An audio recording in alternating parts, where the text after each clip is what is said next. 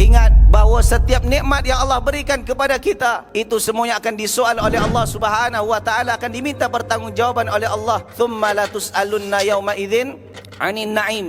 Kalian akan disoal tentang nikmat yang kalian terima di dunia ini. Hadirilah Safari Dakwah Jakarta, Tangerang, Bogor dan Bekasi bersama Ustaz Dr. Muammar Ma'ruf LCMA Hafizahullah Ta'ala. Maka jangan sampai di antara kita terlintas di hati rasa dengki, rasa iri, rasa hasad kepada saudara kita yang mendapat nikmat. Kerana apabila hasad ini timbul, maka akan timbullah perangai-perangai buruk dalam diri kita. Oleh sebab itu Nabi SAW sabdakan, iyyakumul hasad fa innal hasada ya'kulul hasanat kama ta'kulun narul hatab. Jauhkanlah oleh kalian sifat atau perangai hasad, dengki, kerana hasad akan memadamkan, akan menghabiskan, memupuskan pahala kalian seperti mana api memadamkan kayu bakar. Berikut rangkaian jadualnya.